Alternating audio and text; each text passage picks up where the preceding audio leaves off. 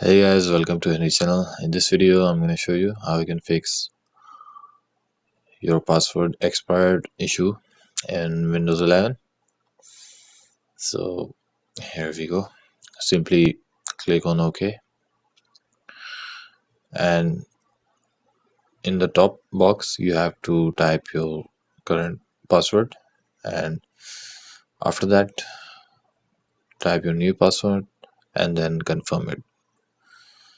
Let me just show you. Here you have to type the new one,